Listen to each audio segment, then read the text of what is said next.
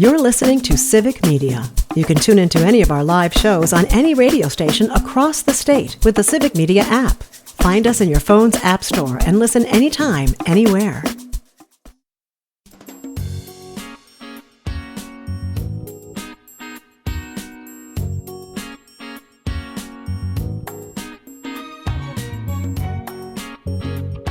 Live across Wisconsin on Civic Media, you're listening to Mornings with Pat Kreitlow, powered by Up North News.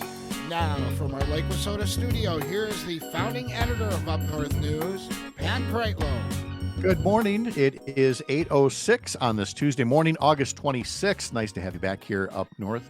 Parker Olson is producing this program down in Madison at Studio A2. Chad Holmes is standing by from Wausau to chat with us about stories he's following for among the many local reports that are heard throughout the day or throughout the morning on our show from 6 to 9 a.m. Meteorologist Brittany Merlot standing by as well.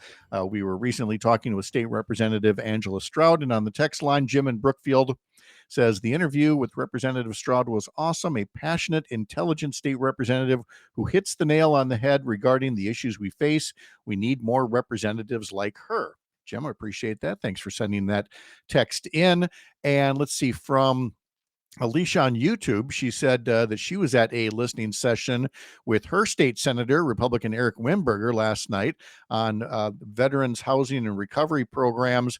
And it was standing room only, she says, a full room of veterans in the Howard Swamico area worried about the Green Bay location shutting down. Same as here in Chippewa Falls, because again, it either got forgotten or dropped, or for whatever reason, when it was brought to the attention of Republicans in the legislature, they refused to put the funding back into the state budget. And so these programs that aim to address homelessness among our veterans, a couple of these sites are looking at potentially closing unless the legislature does something right away when it comes back into session. So we'll follow that story as well. You can always use our text line here through the Civic Media app, or you can leave comments on Facebook or YouTube, and you are able to watch us live, not just listen to us across terrestrial radio here. Let's bring in Brittany Merlot and Chad Holmes as well. Brittany's going to start with a forecast. It is a beautiful morning. Cooler than we're used to, but still. Yeah. Beautiful nonetheless. It wakes you up a little bit, right? Gives you a little jolt in the morning. Well, yeah, because it's very bright. Unlike Sunday, up here was really overcast, really dark and cold. So here it's cooler, but at least it looks really nice out there. It sure does. And it's going to stay that way pretty much all week long. The only thing that I am tracking is the fact that we have another cold front pushing through the state. And that's going to arrive tomorrow in the evening and then through the overnight and into our Thursday morning, bringing a little bit of rain, maybe some rumbles of thunder, but nothing strong, nothing severe, nothing too major either. It really looks just like 1/10 of an inch of rain to about 1/4 inch. Maybe 1/2 an inch is possible into places in the Northwoods as this passes through, but it is going to keep us down into those low 70s to mid 60s as we go through the week. So that's what we're looking at today, mid to upper 60s, a few 70s, much calmer winds out there this afternoon. We'll see those clouds increasing overnight tonight, and then a chance for some spotty sprinkles far northeast tomorrow. Otherwise, a lot of those clouds hold off until the evening. Like I said, they'll move in with that front, a little bit of rain at night, overnight, and then we go back to those mid 60s, about 70 degrees on Thursday.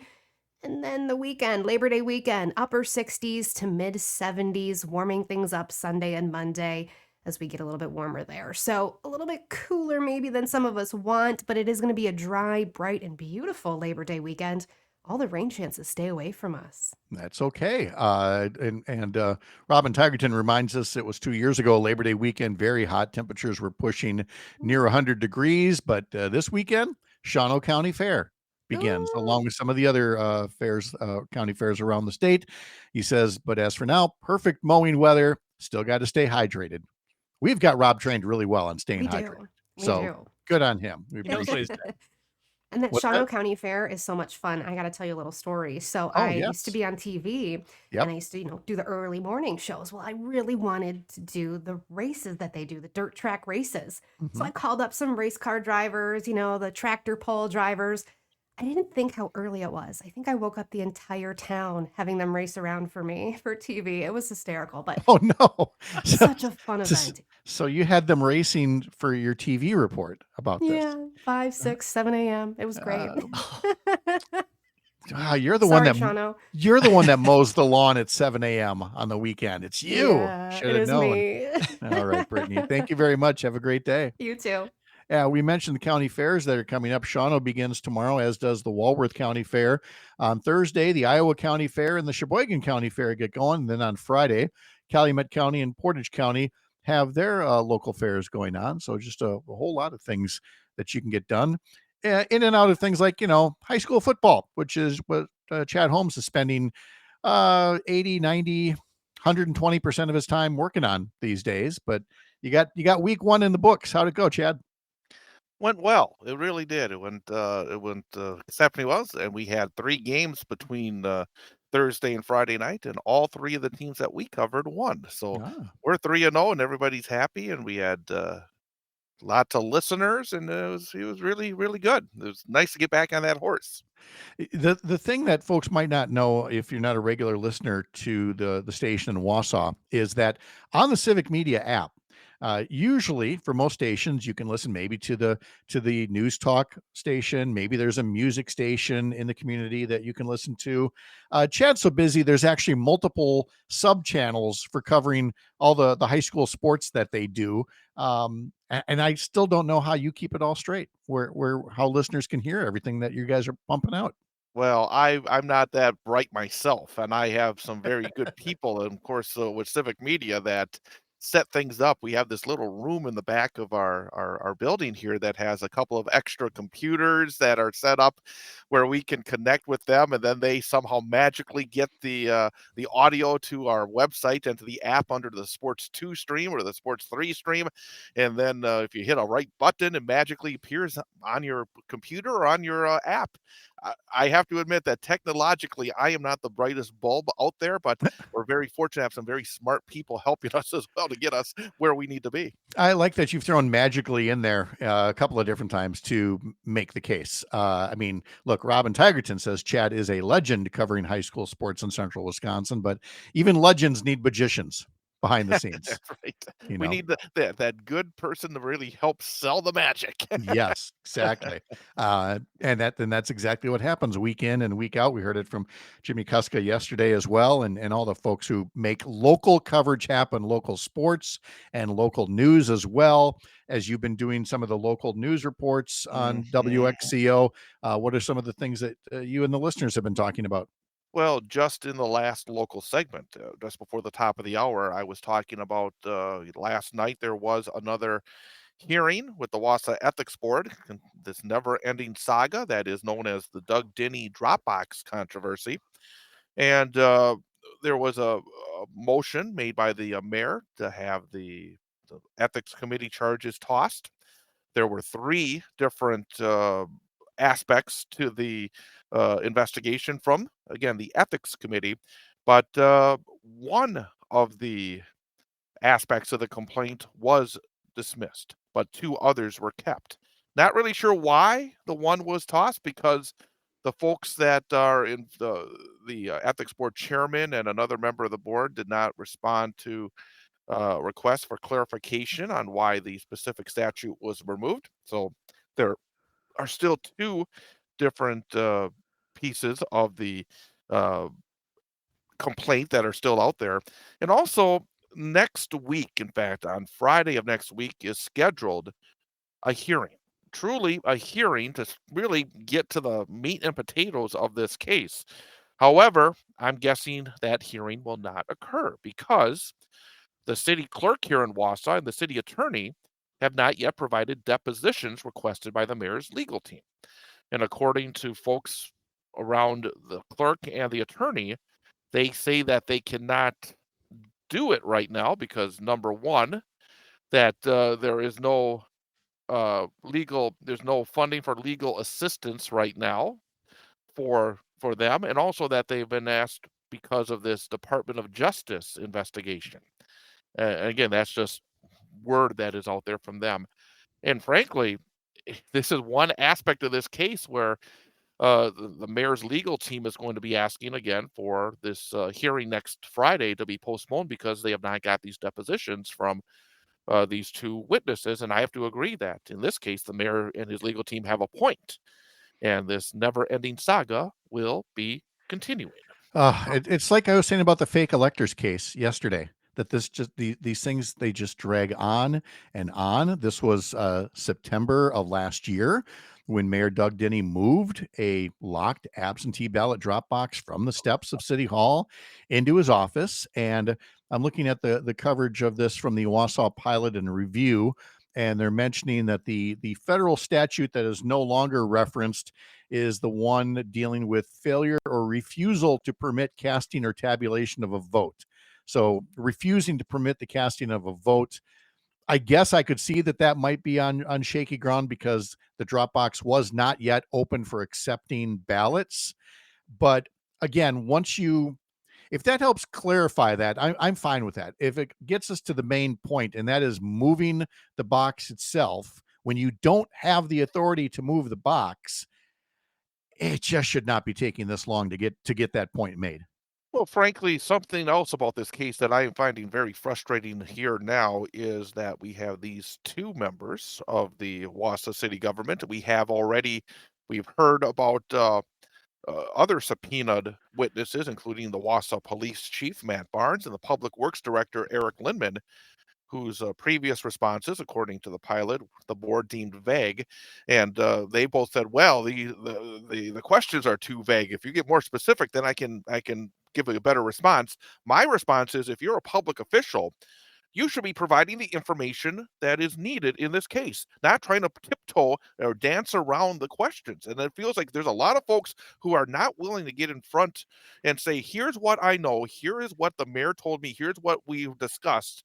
There's a lot of people trying to hide some information, and these are public officials. And I think there's a higher bar for these folks. Yeah, unfortunately. And I also feel like, and again, I am going to state flat out that I do not work in the court systems, and I understand it's clogged. I understand, that some of these things have to move slowly to provide due process. But I think that amount of wiggle room for due process has become, insane. Again, the fake electors case, it's been 4.5 years since, that happened, and another presidential election has been held since that time. So your point is extremely valid, especially when it comes to public officials and their role, a deposition or otherwise in this. In my mind, this is the kind of thing that should be triaged and said, you know what, this one's going to the top of the list because this is about the integrity of elections and the ethics of our city officials. So I Yeah, hope by it the way, does. real quickly, I think it may have been on your program that was mentioned, and I thought it was a very good point. Who ultimately named Eric Toney the special prosecutor? I have been trying to Still dig don't this know. out, and I don't know. I mean, that's a really good question. Yeah. So, I no idea. And another aspect of this case that is, again, a little bit yes. frustrating. Yes, and all this waiting to see if Josh Cull's going to run for another term as state attorney general, and if he decides to run for governor, who else will step up as candidates, and what will they be saying about how maybe more aggressive they might be in pursuing cases like this? So much still to follow. Chad Holmes, follow him on 98.9 WXCO in Wausau and through the Civic Media app. Chad, thank you very much. Oh, Chad froze up, and I hope I'm hoping that it's It is Chad that just froze Chad. up. That's Okay. that's weird timing. That works though. That was good timing. That was just the face he was making, like, I'm done with you, Kreitlow. So he's got things to do. And we'll be back. This is the Civic Media Radio Network.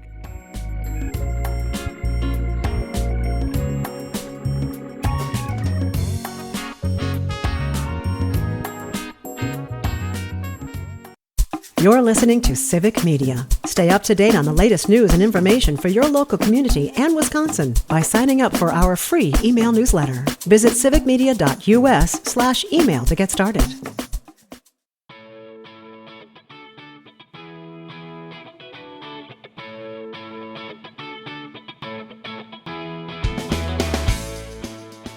Why, yes, I'd be very happy to tell you what else is coming up here on the Civic Media Radio Network. Nice of you to ask.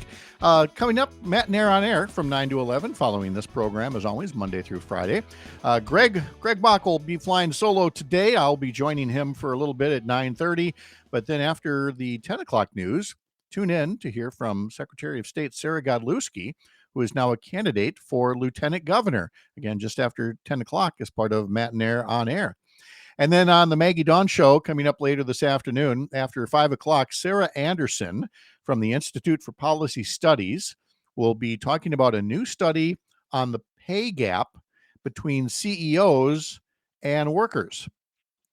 And if it's anything like what I suspect, it's one of those things that I think does not get shared often enough as to people just assume the gap has always been this wide and that it's perfectly fine and there's nothing you can do about it and nothing could be further from the truth.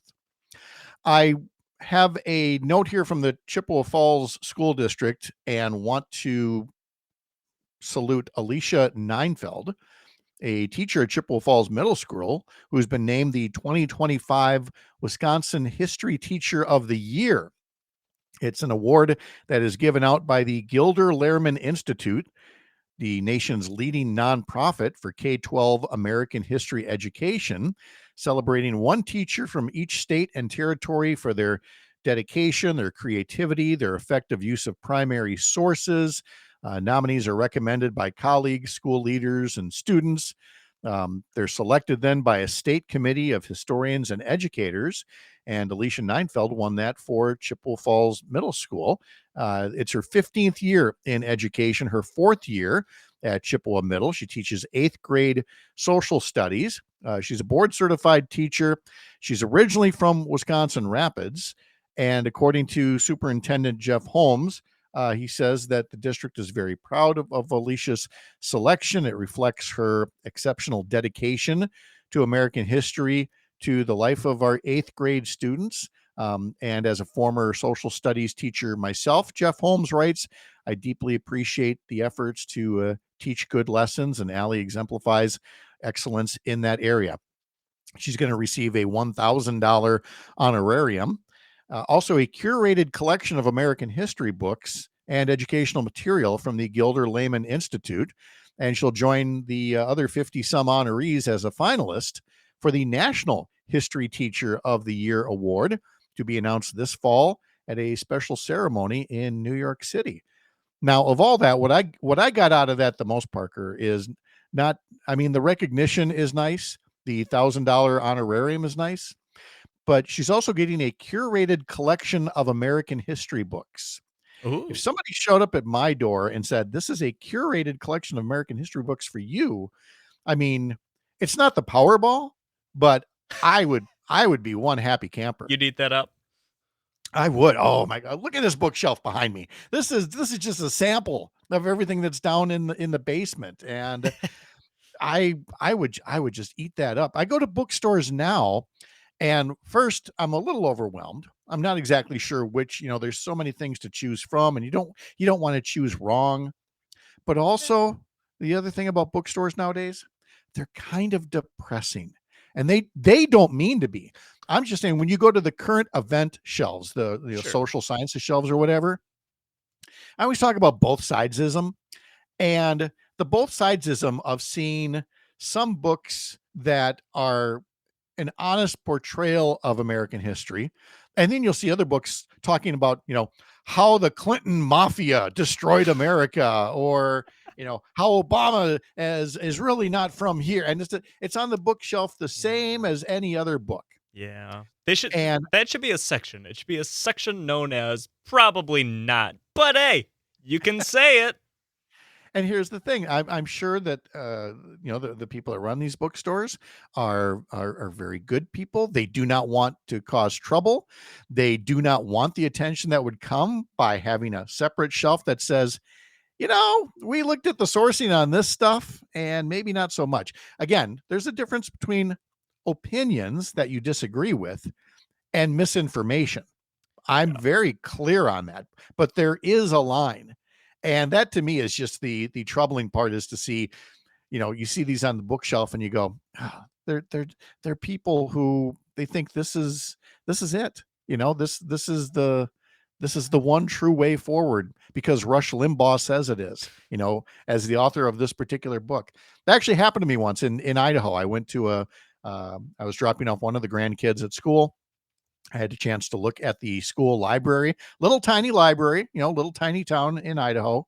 And I go over to the history/social studies section, and the only books that were there were written by Bill O'Reilly from when he was Oh, from when he was on Fox News at the time. yeah.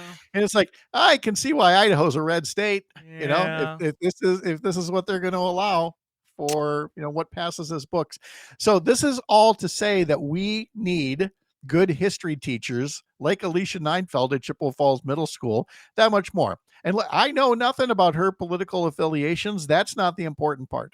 The important part is that you're teaching fact-based information Yes.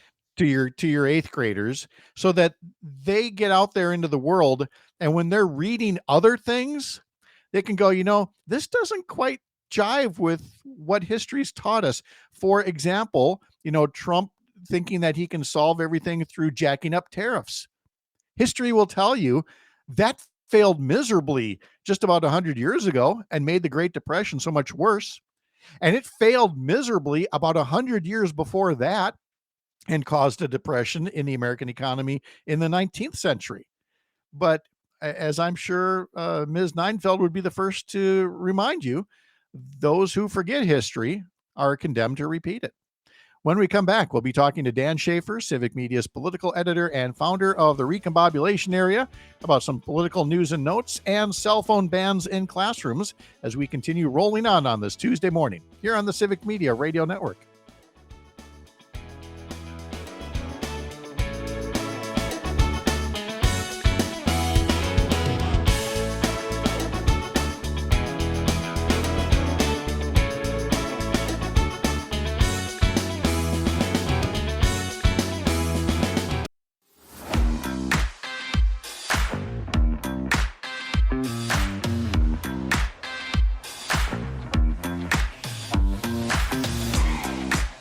Brewers baseball resumes tonight against the Arizona Diamondbacks. Coverage begins at 6:05 on several Civic Media radio stations across the state.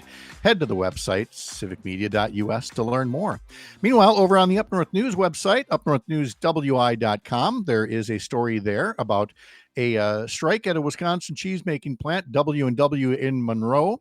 There are 43 employees that went on strike after it was acquired by the Dairy Farmers of America Cooperative, in part because of the cooperative saying that they are going to be more aggressive on checking employee immigration status. And that has led to some workers who've been there for an extremely long time as valuable employees, now facing the prospect that they would be jobless without any kind of a severance. So read more about that at our website, upnorthnewswi.com. Civic Media's political editor is Dan Shafer, also founder of the Recombobulation Area. Find it at the recombobulationarea.news, right? Yes, there it is, .news. Dan, how are you? I'm doing well, Pat. Always wonderful to join you here on Mornings with Pat Kreitlow. It's so nice to have you here as well.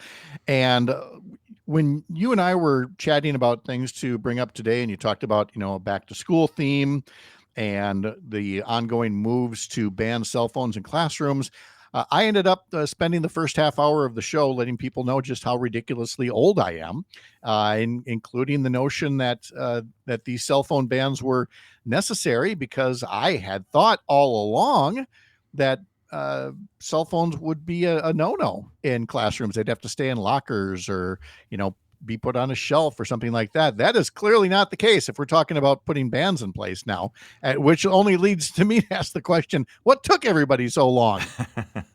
It does seem like kind of a no-brainer thing, but I think after COVID, and so many people having to attend class remotely and whatnot, I think it kind of slipped away, and I think this became an issue that really actually needed to be addressed by whether it's your school board or maybe even the state legislature.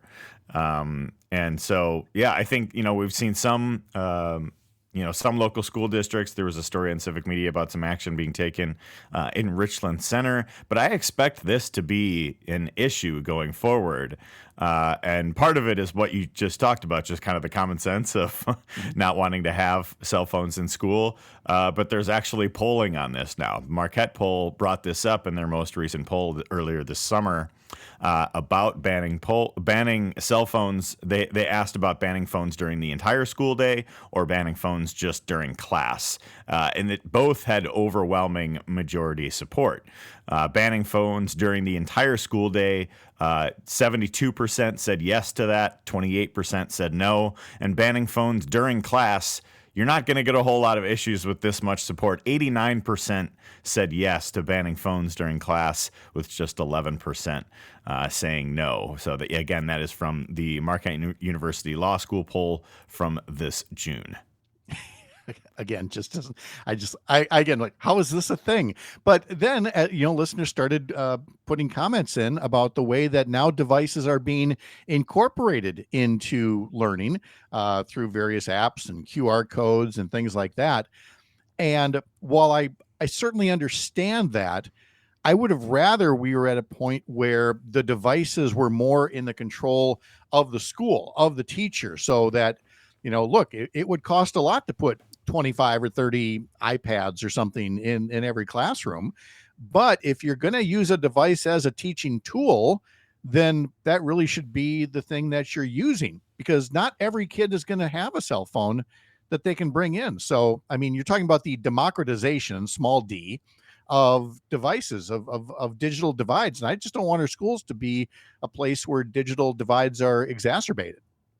Yeah, that's right. I think that's an interesting point, and it probably makes sense to have, some sort of technology capability that it's not like kids bringing their own phones to use this, because that's just going to create their own set of distractions and things like that too. One of the things that I actually found interesting in that poll, Marquette breaks out the differences by age group for different questions that they ask throughout the poll. And so there was a big difference between the 18 to 29-year-old age group on that question on a full day ban. So there's still majority support for banning phones during class in that age group, more than 70% support. But if you ask about the full day ban, among those 18 to 29, only 43% say yes to 56% saying no. So I guess here you want some of the people in that age group at least want to use their phones at their lockers during class. Yeah. I guess that's the idea there. I guess it'd be one thing if you need to make a call or a text message, but I'm late to class because I was putting up a post on Instagram because I'm an influencer now. That's right. The kind of thing I kind of worry about. We are talking to Dan Shafer here from the recombobulation area. And getting back more into the political swing of things, yesterday we had on both Representative Francesca Hong of Madison and also John Shelton, who is the president of AFT, and he penned a column called "The Candidate We Need and Deserve for Governor in 2026." And he and State Senator Chris Larson were making the point that, the next Democratic nominee better be unabashedly, pro-labor, pro-union, not just, pro-worker. A lot of talk about being a more aggressive candidate. Representative Hong also banging that drum that, milquetoast candidates need not apply. But we got a ways to go yet here, Dan. I mean, the Journal Sentinel, I think yesterday, was calling this an unusual race for how few people have gotten in already. I think it might be a little early to pass judgment yet on the race, but there's still clearly a lot of interest in finding, the perfect candidate, he says with finger quotes. Yeah, that's right. Well, and I wrote a piece last week at the recombobulation area, and I even called it the too early breakdown of the race for governor in 2026. And, whether it's, folks talking about, wanting certain policies or whatever, like there's going to be obviously a lot of talk about what people want next for the, for a Democratic governor, for these candidates who are going to be running. I would caution a little bit about, what you mentioned with Professor Shelton putting out, because I just don't think there needs to be litmus tests put on. I think and it can happen from kind of both wings of the Democratic big tent, whether it's the progressives or the moderates. And I think we shouldn't be placing these types of things. You have to be this way. You have to be that way at this stage of a conversation of the campaign in the very, very early stages. I think one of the problems that the Democratic Party has had is narrowing the tent and talking about like, oh, you have to, bring certain level of these exact geo-targeted, poll-tested types of policies to your platform, or otherwise it's not going to work. I think Democrats have to get back to building that bigger tent and recognize that there are going to be some competing and sometimes conflicting views within that tent, but that's okay, and that people can still be kind of rowing in the same general direction, even if people might have different individual views on things. And I think this issue that Democrats can often get bogged down in saying, oh, the party has to go this direction, the party has to go that direction. Well, the party has to bring everybody together. That's what it ultimately has to be. It can't be like, oh, you have to be the most progressive, pro-union, go through the list. But you have to bring all corners of the party together and go forward. Well, this takes me to a conversation I had yesterday with a friend in political circles, and something I know we talked about last week, and I'm not going to bang this drum every week, but talking about the 3rd Congressional District and the Democratic primary there with 3 Democratic candidates so far, and there may be more before all is said and done, even though one of those candidates is the nominee from last year, Becca Cook. But Becca Cook is not everyone's cup of tea in some Democratic circles. And I talked to somebody yesterday who very squarely fits into that category. And she says, I want to make this clear. I don't like something about her. It might be an issue, might be a personality, whatever the heck it is. But she was like, but I'm going to knock doors for her because she's the one that almost beat Derek Van Orden, and she's the one that can win. And the other, protest candidates or whatever you want to call them, from the left or the moderate or whatever, they're good people. But she's like, I'm not going to let perfect be the enemy of the good. We do this far too often in Democratic circles, she said. And I'm betting some Republican folks would say that about their party as well. Yeah, and she's, she is a candidate that is reflecting kind of exactly what I'm talking about with building a bigger tent. She's having events with. She was endorsed by the Blue Dogs. She's going to these centrist events in New York. She just had Bernie Sanders campaign with her over the weekend.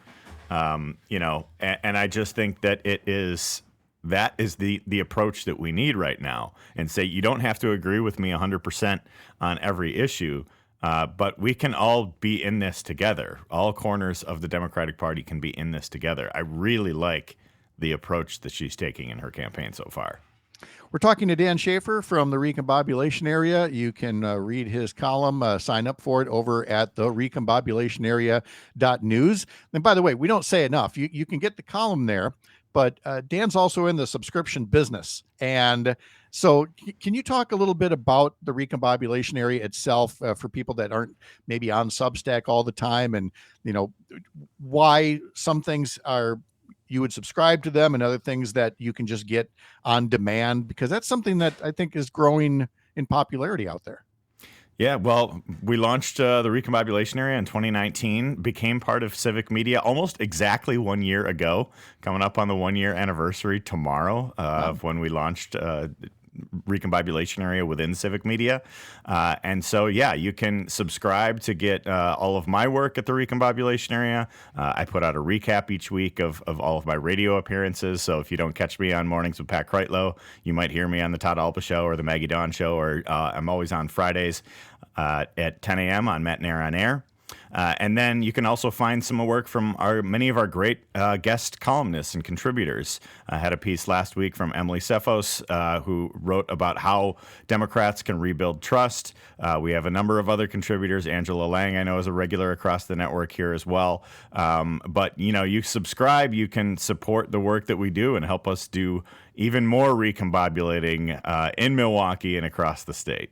you get these all-star guest writers. I mean, Angela Lang is already an award-winning guest writer. That's right. But and I made this mental note yesterday to reach out to Emily. We tried to get her a couple months back, but she was camping. She was in a remote place, and we got to get her back on. And forgive the old guy trying to sound like a young person. Hello, fellow youths. But that Emily Sefos column was a banger. It was absolutely what needed to be said. I want to get her on the show, but let's go ahead and steal her thunder. Talk a bit more about what it is that she wrote about so that people go up and read it. Yeah, she wrote a terrific piece. She is the chair of the Outagamie County Democrats, and she talked about how Democrats have a real trust problem. And I think that is something that people on the left first need to acknowledge, that the Democratic brand is in trouble, that they have a real trust problem. And she talked about how addressing that is it's within the toolbox that we already have. And I think it is about showing up over and over and over again. She mentioned one example about in the Freedom Area School District where they held a fundraiser to pay off school lunch debt.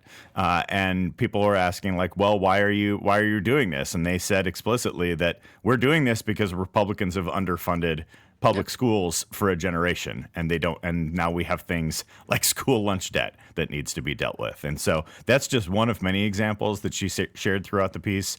And again, I'd encourage you to go read that at the Recombobulation area. Dan Shafer is here talking about that. We'll continue the conversation. Some final news and notes from Lake Wissota coming up next. I'm Pat Kreitlow. This is the Civic Media Radio Network.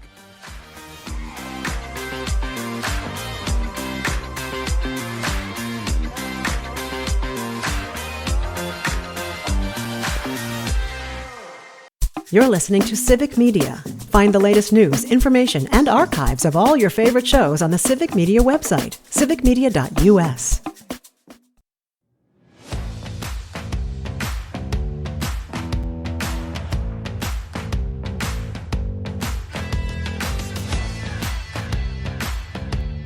Welcome back on this Tuesday morning, talking to Dan Shafer from the Recombobulation area. Dan, it's time to play Choose Your Adventure. We can talk about hypocrisy about the First Amendment, hypocrisy about the Second Amendment, or hypocrisy about capitalism versus socialism. Would you like to start in any place in particular, or spin the wheel? Oh, let's start with the last of those three as our government, our the party of free markets and limited government is out there seizing the means of production, I guess, of computer chips. Yes. But honestly, though, for people that are still new to this issue and saying, why is the Trump administration bragging about, the government basically taking over 10% of Intel, and wondering, well, is this different than what happened, at the start of the Great Recession? There was nobody clamoring for this particular deal to happen with Intel, was there?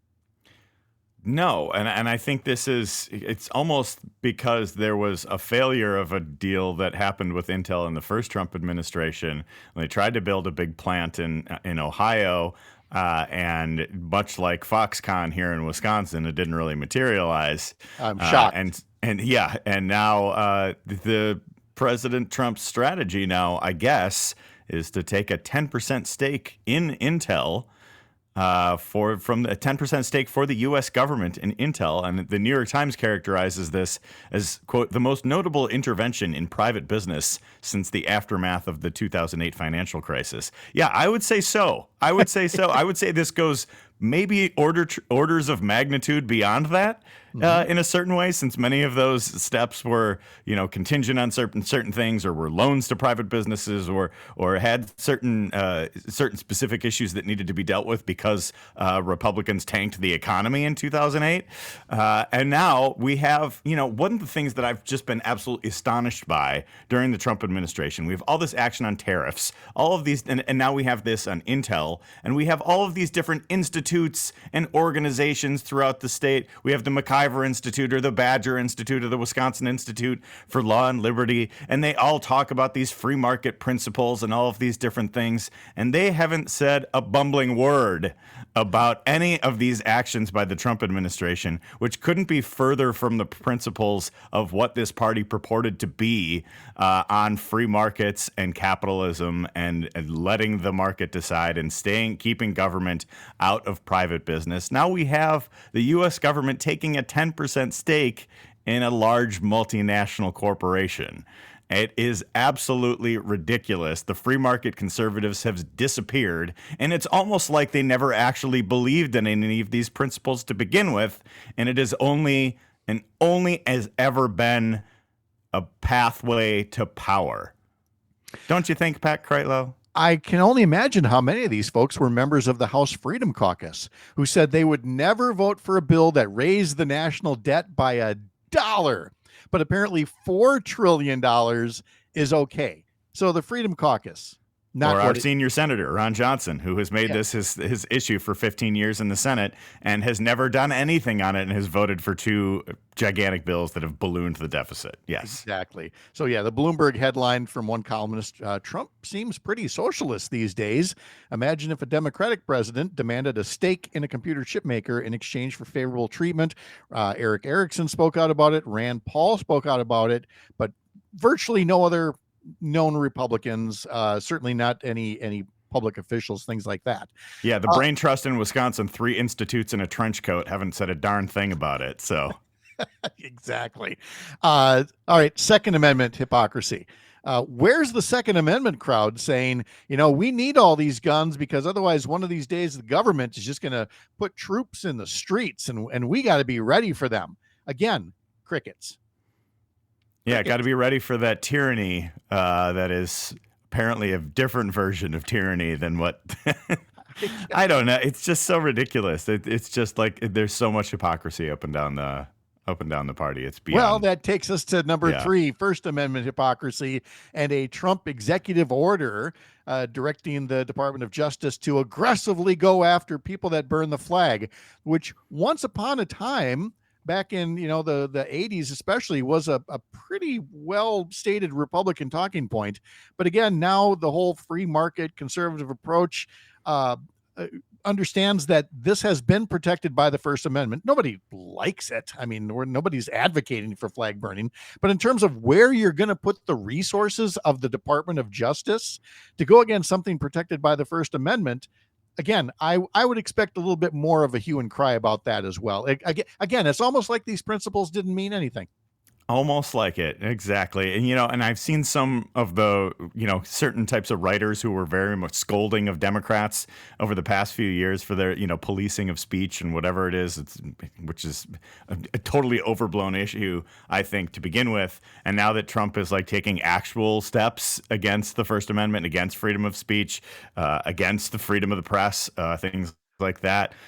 Crickets, once again, crickets from the supposed free speech warriors on the right who are supposed to be having principles, I guess, on these types of issues. And those have just disappeared. And they're just, cheerleading, owning the libs. That's really their only guiding principle anymore. And less than a minute for a final topic, because you were at the Bob Uecker tribute at American Family Field. So I just wanted your quick impressions on that. Yeah, it was, to really switch gears here, it was a remarkable experience. It was a bummer they lost the game, but it was a great day at the ballpark. Me and some friends jumped on tickets for the Uecker celebration early. We got to our seats early, settled in to celebrate.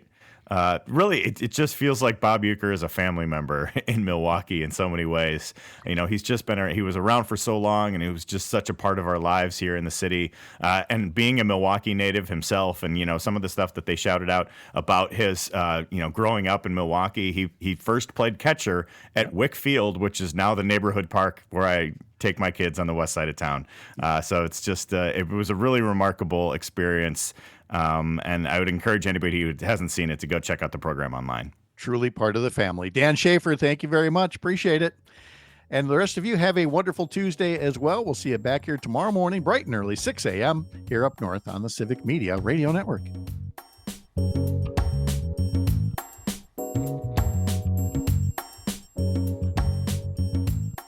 The national news cycle never stops, but it can be hard to find news about your local community. Civic Media is dedicated to providing quality local and state news coverage across Wisconsin. With the Civic Media app, you can get notifications about local stories that matter to you and your community. Find the free Civic Media app in your phone's app store and choose notifications from the menu to tell us what kind of news you want to hear about.